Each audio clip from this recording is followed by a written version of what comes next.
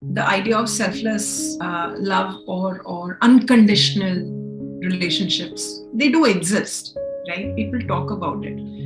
How many of us do we really live those relationships? We may say, but most often than not, we don't truly live those relationships because we are still identifying with that emotion only if the other person is present in front of me. We're not saying that the relationship that I continue to have with that person, even in his or her absence, through the memories, through the associations, once you've experienced a person, that the typical question that's asked, why this happened between two people, why has the hero fallen for the heroine, or why heroine has suddenly, they have fallen in love, but why, what is that one thing? There is no one thing. In real life, they can be just the presence at that point, and what transpires between two people, maybe it just could be a laughter. What we forget that ultimately cinema is about people, about the stories, right? And they can as many, जितने लोग हैं उतनी कहानियां उतने तरीके के लोग हैं दुनिया में. So why are we narrowing ourselves to that we are going to tell stories about these kind of people only just because the world is comfortable with them? When you have known love like this, and there's no quantifier, this much love or that much love, love is love, right? Now, how do you unlove? Yeah. How do you unsoul? I know I would cry, while writing. I would feel exhausted while writing. But that was the task that we gave ourselves, that it has to be pure.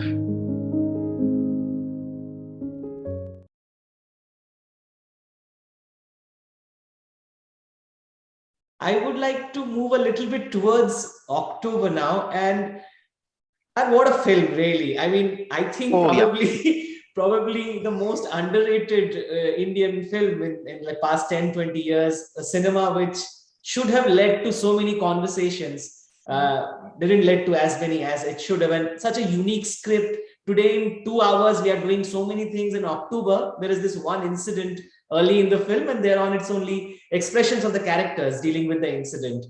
The beauty of the film is actually what is happening inside the person after he is like affected by such an incident. And one of those films, it actually like affects you so much at a personal level as well. Maybe you change as a human being. So please tell us about the writing process, that how did you conceive a script like October, and whether you were conscious of not putting your characters through a lot of actions and focus on the subtle ways they react to the incidents. See, this is before Piku released, right? Or time of Piku, around that time, yeah. Piku's doing whatever she's doing for Bhaskar. There's a relationship.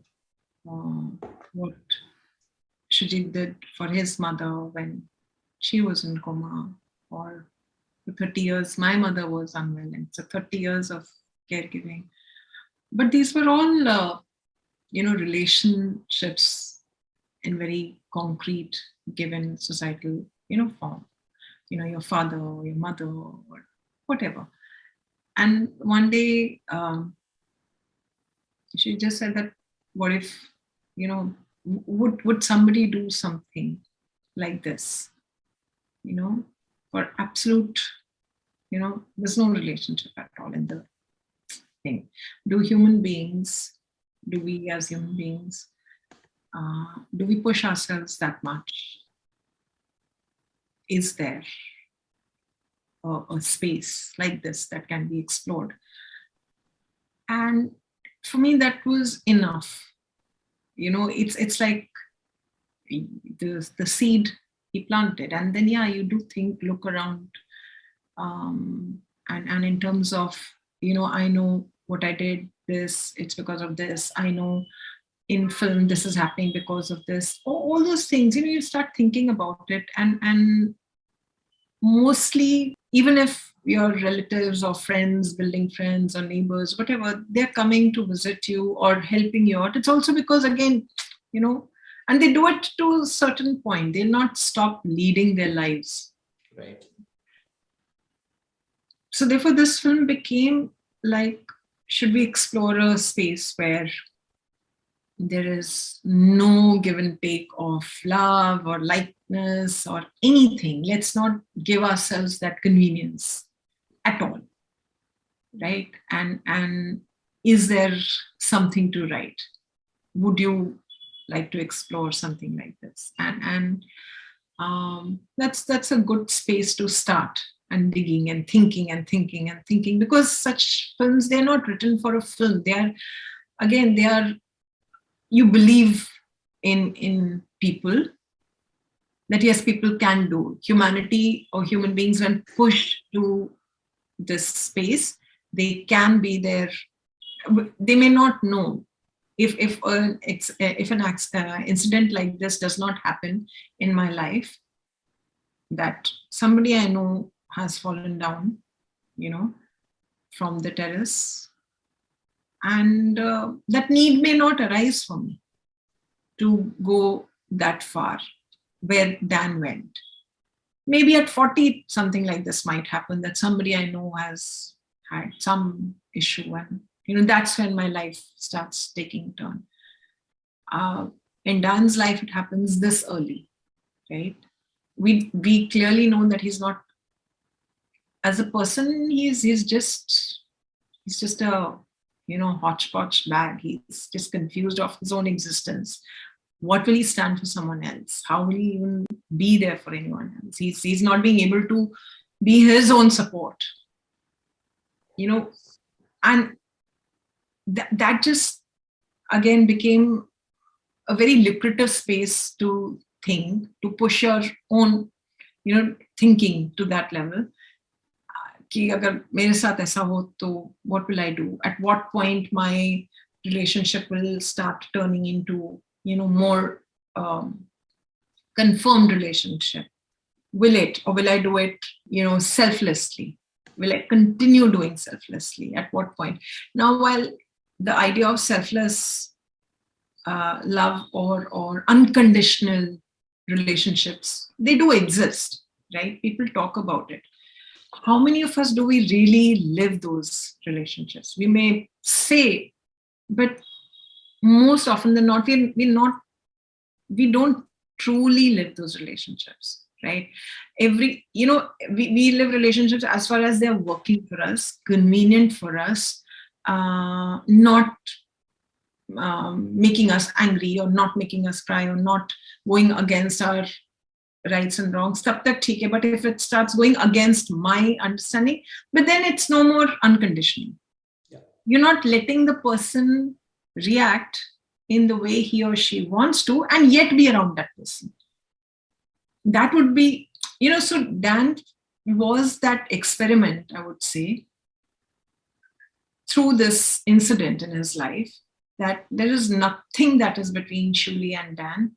Would he still go deeper and deeper and deeper into this? Is it possible or not? So it was more like a, let's explore. And that's how I started writing. Another thing that Shoojit said, that, look, I just want to be with Dan. Okay.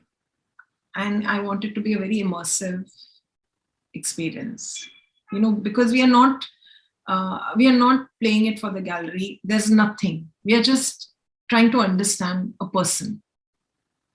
Is there that's why when Shuli also asked that, where is Dan? It's not just where is Dan the character, it's also your own inner conscience, your own, that person, the human being inside you. What are you doing for others? Are you there for people or not? Where is the Dan in you in that sense? And the more I spent time with Dan and Shuli, it just felt,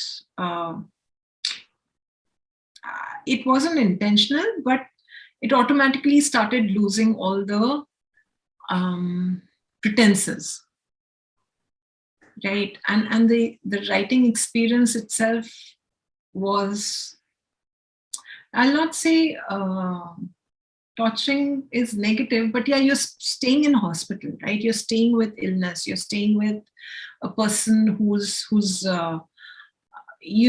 perhaps will not survive. There's no relationship. There is no, in the end, sab kuch theek ho jata hai. But you are going deeper and deeper and deeper into it, right? It was very meditative. The writing experience itself was, I know I would cry, while writing. I would feel exhausted while writing. But that was the task that we gave ourselves, that it has to be pure. Now, purity, again, it's a word, right? We use it very loosely, right?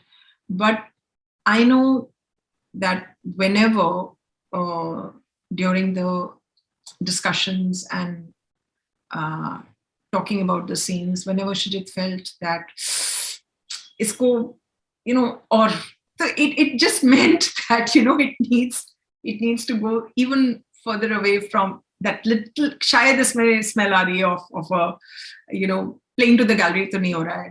Yeah, is it looking little more likha lag raha hai, things like these. They're the points where that's how you check, is it coming naturally? Will you say this? Do you have to say this? Wouldn't you just stay silent at this place? Wouldn't you just observe? Would you really say anything in real life in a situation like this? Yeah, picture mein to bola jata hai because it's a film and you have to say dialogue.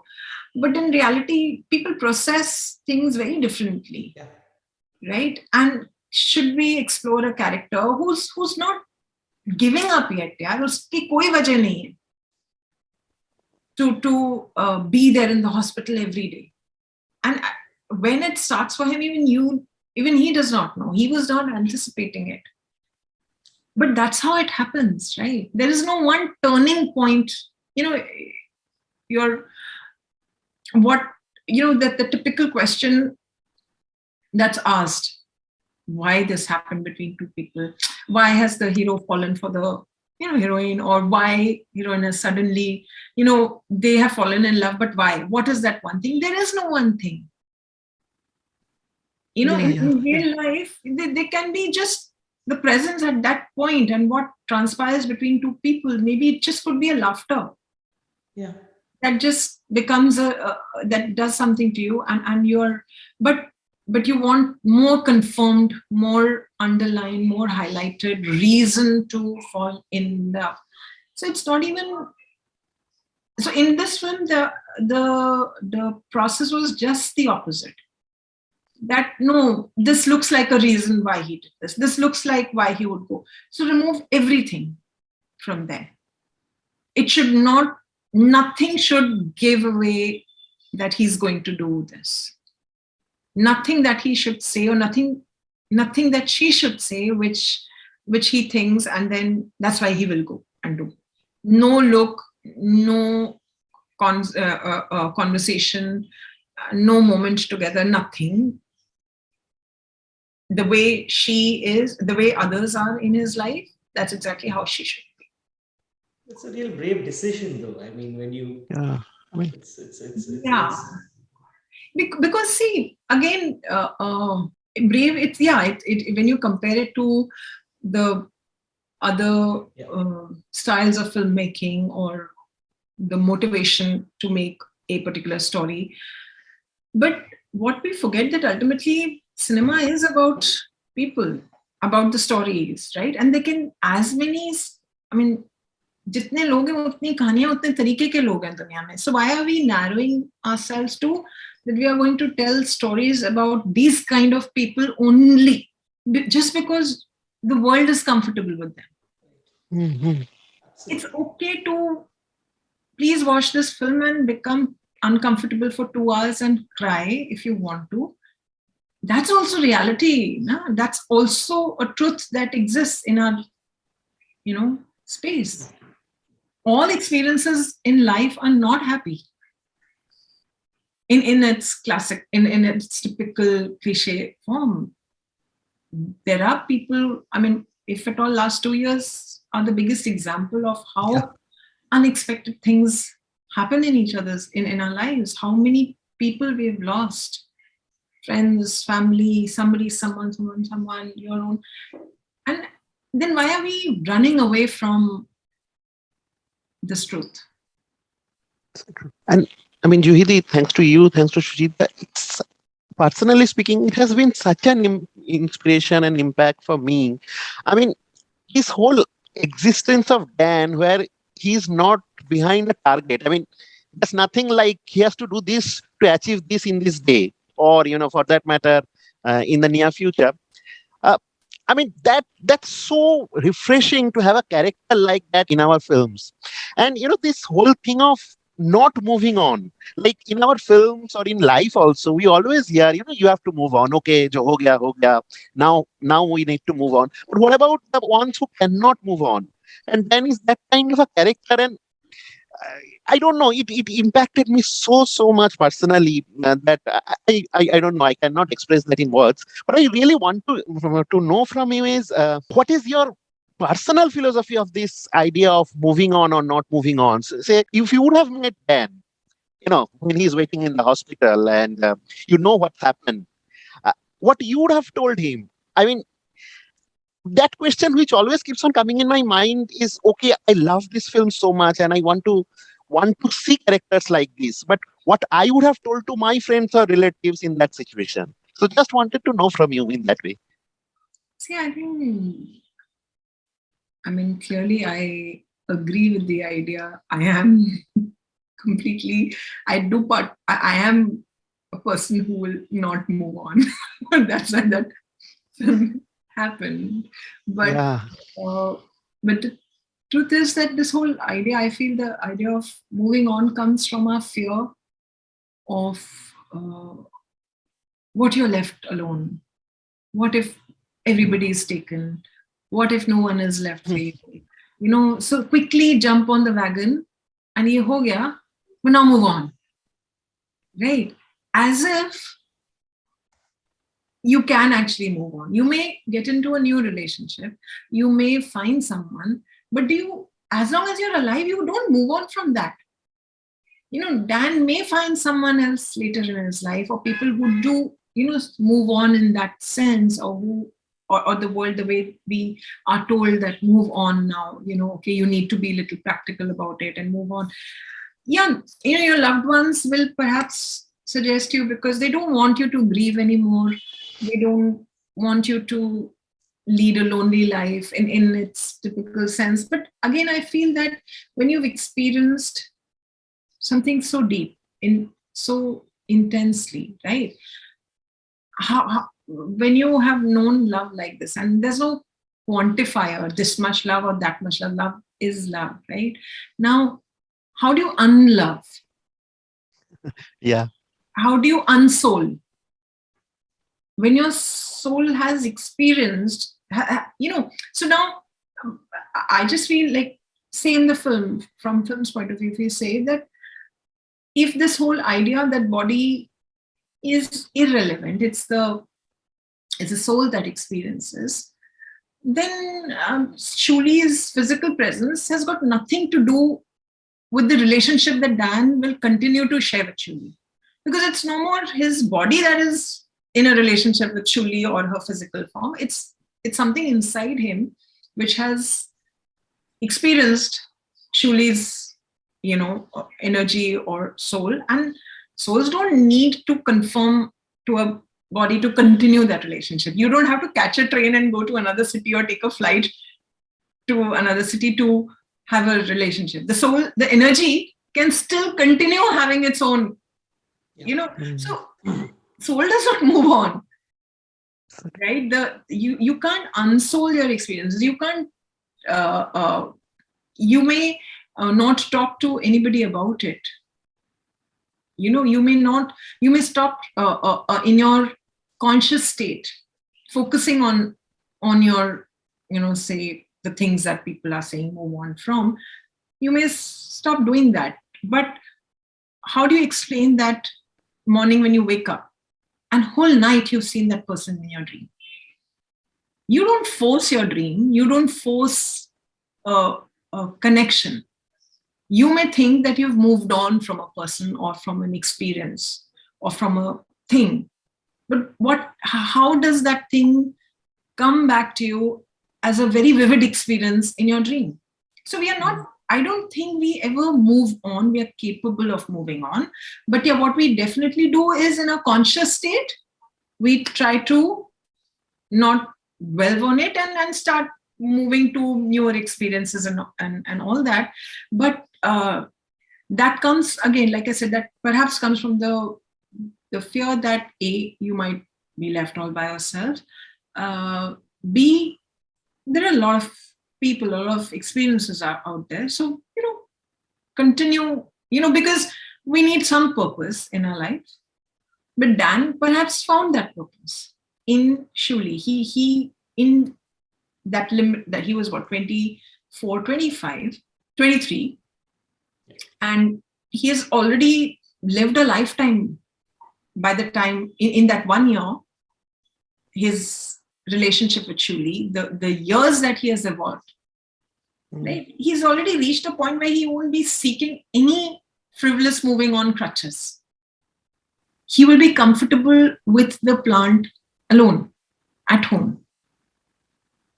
Till somebody comes and he may, start having another relationship, maybe. But will he ever move on from Shuli? No, he can't. And because you can't, when you've lived something in its this purity, in its this, you just can't. And that's the beauty of truthfully experienced emotions, that you cannot cheat yourself also, actually. You can't. I just feel so. The idea of moving on and all that is fine. It seems practical and right also in a lot of ways. But there's nothing called move on. Till the time you are alive, we are a sum total of every relationship we've lived. Yeah. The next choice perhaps one person will make might be a little more evolved and a lot more informed. वो कोई zero से नहीं start करता है, Jana. You start with a certain awareness. Again, when you restart, what is that point, Jahan, when you're not starting from zero? If you're starting from 19, suppose, so 0 to 19, अब वापस 0 पे जाके you don't move on. You carry that with you, and that 19 becomes your starting point. Yeah. I don't know if I'm making sense. No, Absolutely. Absolutely. It's also like, as you were saying, that, during narrations, you have this question, why this conversation? How does that add to the plot? The whole October experience feels like that kind of a conversation, which does not apparently add to the plot, but it gives you that experience of, being the human beings we are, and what we are organically as a human being should be. Like, I'm baffled with that choice that Shivli and Dan actually does not have a relationship. There's no attraction even. And yet there is this, human bonding for which he keeps on coming back and coming back. So, that's something you started with, or, as you were saying, that when you were having the discussions with Shoojit, just to not play to the gallery, that kind of evolved well in the writing process. Also, just to add to that, was there a temptation while you were writing that maybe thoda sa love plot agar ho dono mein, like while there is a relationship, is there? Were you tempted to go for a love angle, or like you were pretty clear? No. The starting was that there should not be love in the way we understand it. Conventionally, yeah. Mm-hmm.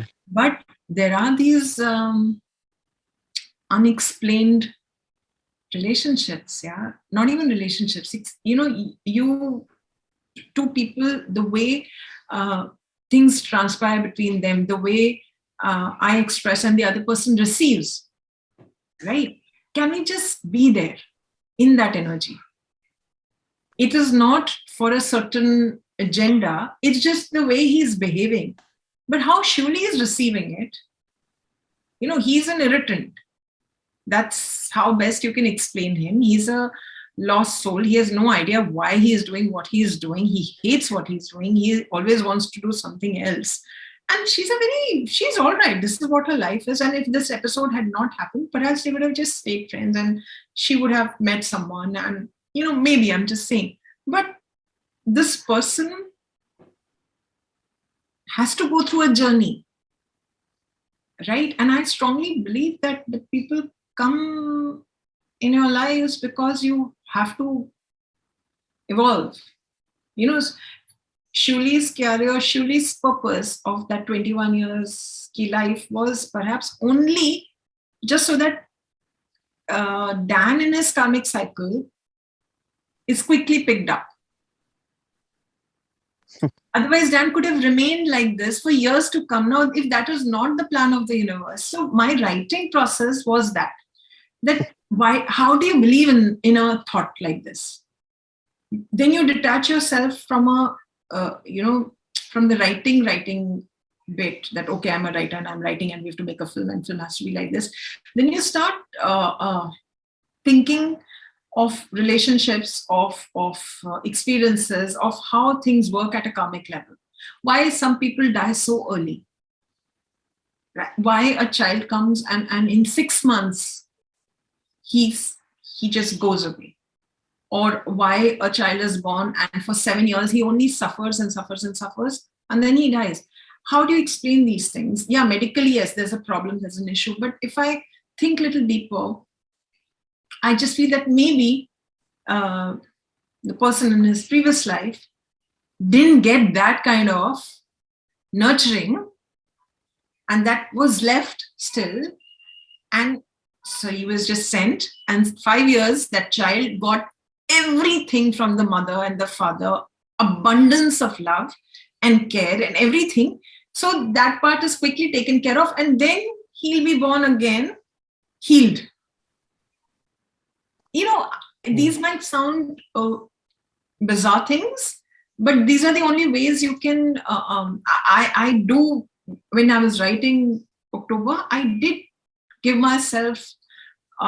myself with these kind of thoughts that why should Shuli die so early? Because uska kaam ho gaya. She came only to make sure that Dan in his karmic scale rises up. And that's a big task that she was entrusted with. And once she's done that duty, your purpose, if we believe anything, if in Piku, if you remember that, there's a purpose, not just in relationship, in your birth, in your everything. There's a reason why we are here. And if I'm trying to explore that, my next obvious question in my next film is, okay, so what is Shuli's purpose? I'm still carrying forward my Piku mind also, right? Bhaskar said something, it's not just random. It is something that I believe in. And with that knowing and that understanding, how am I approaching, therefore, my next piece of work?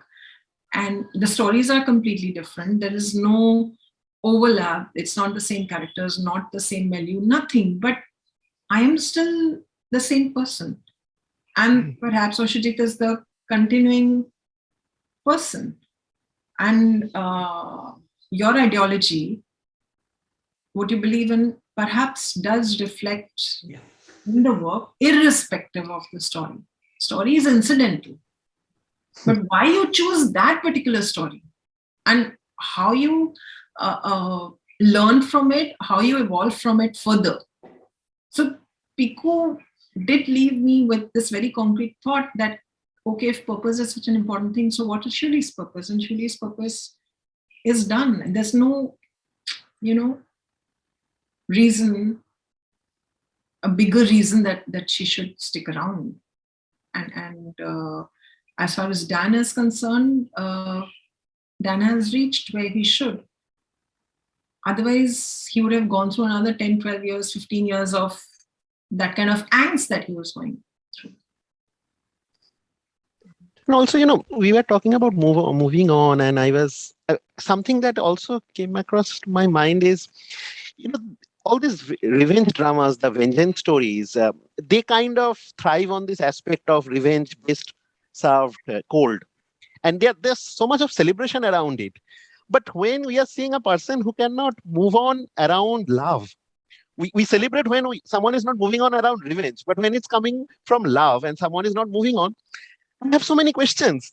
Exactly the opposite is supposed to be, right? Yeah. But that's not the case. Yeah. Like I said, because, I mean, you wouldn't want to believe that love, maybe I'm just saying that love was this short lived for me, because we are still identifying with that emotion only if the other person is present in front of me. We're not saying that the relationship that I continue to have with that person, even in his or her absence, through the memories, through the associations, once you've experienced a person, you've in totality, in mind, ideas, thoughts, discussions, conversations, everything. So you've known, right? Then you know that if I'm doing this, how would she react? So you start living. In fact, two people. Your decisions are not just your decisions. Your decisions are also with that awareness that if she was here, she would have done this. So in that case, what I'm doing, is it right or wrong? No, maybe I think I can change my thing. I think, you don't realize that you are still living that relationship. But this is very scary space, right? It can be. I mean, when I say scary, for people who don't enjoy it, or who think that, they're alone, right? Because our idea of being together is only when people are seen together. Right. That is how we have all been. This is our conditioning. Absence also is presence in some form. That now you have a relationship with the absence of the person. You understand? First you have a relationship with the person being present, and now you have a relationship with the person being absent. Yeah. So this conventional idea of love being companionship. Yeah, but we don't give respect to the absence, I feel. This is also a presence of a person in a different form. So true. Yeah. And if you can accept that, we'll stop feeling lonely. People will stop feeling lonely, and that's so nice. Then the other person then whoever next you meet is for their own right reasons and not to fill the void. Unfortunately, moving on, what does moving on mean? Ki bhai, now your life is lonely, fill it with something else. It's not. It's not. You expand that much more. Your circumference, your emotional circumference, your availability, your compassion, your experiences, they have the capacity. Human heart has the capacity to, this continues and let me expand a little more. Yeah. You don't limit कि अब यही था, ये खाली हो गया, अब इसको भर दे. It's not fill in the blank. True.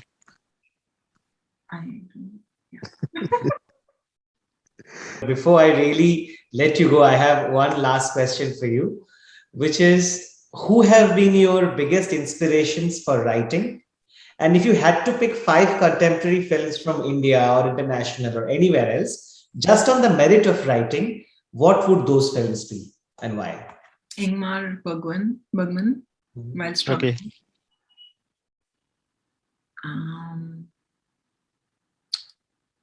Of course, Ray. They're more than 5. And like I said, that they are my balancing factor. They give me huge comfort as a person, as a thinking. It helps me find my ground, and then I am able to operate again. It just शांत कर देता है जो cacophony है ना उसको. Reiki film, they do that, and that silence is important for writers, for all of us. But when the inner voice or the things inside are too muddled, you just watch one Reiki film and it puts things in perspective, and you can move forward. Ingmar Bergman, Ray. And last year, I think it was last year only, or it was year before last, A Marriage Story. Oh, yeah. So good. Yeah. Yes. Again, it's just, there's authenticity in it. Yeah, absolutely. While whether the separation is right or not, all of that one can discuss, argue, and but because it's true to that situation, their relationship. Again, there is, none of them are shying away from living their truth and speaking it aloud, even if it sounds very bad to your ears, and you don't want to believe that last scene when both of them have an absolute showdown, and then he sits and he cries, and he holds her legs and cries. Whatever worse that can be said, most horrible things that can be said between two people, they've said it. Yeah. Right? And with them, you also take a sigh of relief, ki chalo, keh diya maine jo bhi tha. And after that, yeah, there's obviously the relationship in its form, in its known form, will not exist, but they do find a new friendship, that they are, the child becomes the common factor between them. And so that film also was I felt in recent times. Parasite, the recent, I just feel that these are new ones, Marriage Story, or if you go back again, scenes from a marriage, Purani Wali, right? Not the series I'm talking about. Series I'm still to see. There's that other old one, but the authenticity with which they are approached. There is a timeless quality to them. You put them in whichever era, whichever milieu, whichever space, their truth is not going to change, because as human beings, our truth doesn't change. And that is what, time and again, I think, no matter how much we want to escape from that, these films come, or this kind of writing comes, or this kind of filmmaking comes, and resets your, it recalibrates your, your self, and it tells you that ultimately this is what matters. It's, there's no judgment on fights and arguments and theft in that case of,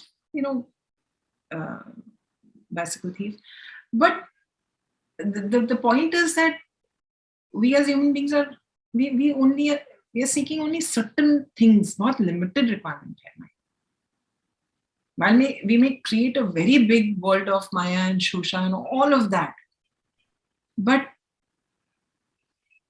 what gives you answers is what gives you answers on very few things. Ultimately, you do expect a certain validation in a relationship, whether it's from a man or a woman. But I'm not talking about, in worldly sense. These are the only few things. The relationship matters, the trust matters, the faith matters, hope matters.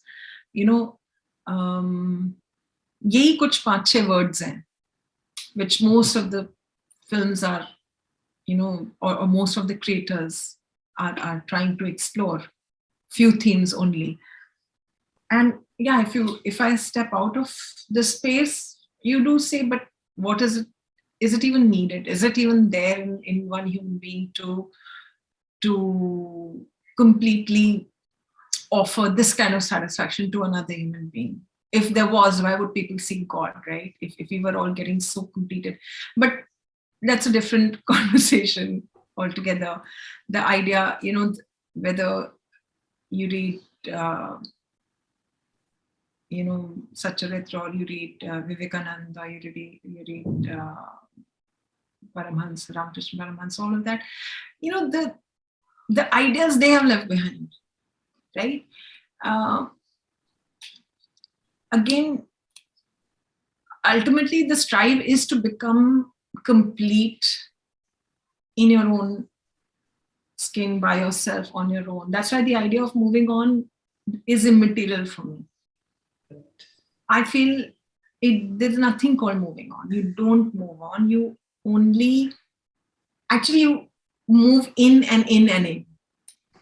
Every experience it should take you further closer. You don't move away, you move backwards, actually. That's what is perhaps important. But Ray, or like I said, Ingmar Bergman, they have they've brought out simplicity so deeply and so meditatively that it just completes the idea. It's almost like going through, a session of listening to some guru and telling you, not much is needed in life. These are just visual representations of how to conduct a relationship, how to live in a relationship, how to live it fully and wholly and solely in the moment present. How do you do that? How do you become the absolute idol for your child? That in Bicycle Thief, the father-son relationship, and he's painting a world, he's taking him here, there, all that, and the last scene, it just comes crashing, right? But these are such simple, smaller things otherwise, but they are the most satisfying ones, most meaningful ones. And some Iranian films, of course, some French films, of course, but like I said, I keep going back to these few films, and they're good understanding of human. Andrei Tarkovsky, art, because he's just exploring art. He's exploring cinema as art. Nothing seems abnormal, or nothing seems bizarre when you see his films. There's a zone, and he's in it, and in it, and in it, and in it. And these few for now. Immediately I can think of them. I think, as you were saying, we both also had that kind of a philosophical experience talking to you and understanding, See, cinema is not, like I said, it is there, but it's also a huge reference point. It can be seen if made well, if beautifully done, if done with utmost honesty. It's not about the story again, what it's the plot or the subject that it has decided to be built upon, but the idea of the filmmaker, the writer, they're people, right? And you can fall back upon a good quality cinema in times of crisis. Like, how sometimes we just pick up a book, right? And when you're too confused, you pick up the book, and at any page it stops, and then you read, right? It somehow gives you a trigger. You think that, these are all silly things we use to get out of that block. I just feel that cinema is done rightly. It's a great source of palpable human thoughts, energy, experiences, and we are shrinking while we are expanding in population and all of that. But, those